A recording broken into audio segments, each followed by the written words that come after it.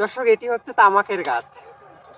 তামাকের গাছ যেখানে তামাক চাষ করা হয় সেখানে আমরা এসে দেখেছি বা একটা কথাও প্রচলিত আছে, সকলেই জানে, সেটা হচ্ছে যে এই তামাকের গাছ যেখানে চাষ করা হয় এই তামাকের গাছের পাতা ছাগলও খাবে না, বকরিও খাবে না, ছাগলও খাবে না, আর খাবে না গরুতে।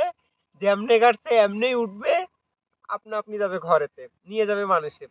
তো বেশ বিষয়টা হচ্ছে এরকম যে এই গাছের পাতা কিন্তু ছাগল খাবে না, গরুও খাবে না, কিন্তু কে খায় বলেন তো? মানুষ খায়। জানেন, অবাক করার বিষয়। এবার আপনাদের এই কথাটা ক্লিয়ার করে বলি, এটাই হচ্ছে তামাকের পাতা। এই পাতা নিয়ে সংগ্রহ করা হয়, যখন এই পাতা পরিপক্ক হয়ে যায় তখন এই পাতা নিয়ে গিয়ে এটাকে প্রসেসিং এর মাধ্যমে বানানো হয় বিড়ি, সিগারেট। এখানকার একটা মূল উপকরণ হচ্ছে এই পাতা। কিন্তু এর সাথে আরো কোনো কেমিক্যাল বা কোনো মেডিসিন জাতীয় আছে, কোনো দ্রব্য কিংবা উপাদান মিশ্রণ দিয়ে কিন্তু এখান থেকে সিগারেট কিংবা মাদক তৈরি করার একটি মূল প্রক্রিয়া শুরু হয় এই তামাক পাতা থেকে। তো এটি চাষ বাংলাদেশের সবচেয়ে বেশি হয়ে থাকে রংপুর বিভাগে, রংপুর জেলা এবং রংপুরের আশপাশ জেলাগুলিতে। তবে আজকে দুর্ভাগ্যজনক হলেও আমি আজকে এটা আমাদের চিরির বন্দরে অর্থাৎ দিনাজপুর জেলায় এটার চাষ দেখতে পেলাম।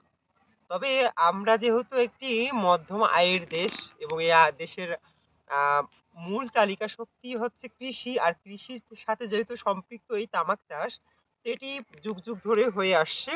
তো আমরা যদি পারি এই তামাকের বিকল্প কোনো কিছু একটা উদ্ভাবন করতে, যার দ্বারা আমাদের অর্থনীতি সচল রাখা যাবে এবং কৃষকরা সেটা চাষ করে নিজেদের জীবিকা নির্বাহের একটি মাধ্যম করতে পারবে, সেক্ষেত্রে আমরা উদ্ভাবন করব এবং সে বিষয়ে গবেষণা চালাবো। তামাক চাষ না করেও যদি অন্য কোনো কিছু বিকল্প কিছু করা যায়, সেটাই আমরা প্রত্যাশা করি। আর তামাকের চাষ বাংলাদেশে সবচেয়ে বেশি হয়ে থাকে রংপুর জেলায়।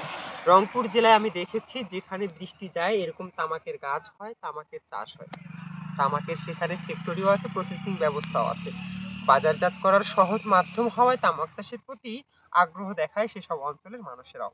তবে আপনাদেরকে পরিচয় করিয়ে দেই যে অনেকেই সিগারেট বিড়ি খেয়ে থাকেন, সেসব সিগারেট বিড়িতে এই তামাক পাতাই কিন্তু একটি মূল উপকরণ হিসেবে ব্যবহার করা হয়। যারা দেখেননি দেখে নেবেন, আর যারা জানেন না জেনে নেবেন এবং এটি ভিডিওটি শেয়ার করে দেবেন সকলের মাঝে। ধন্যবাদ।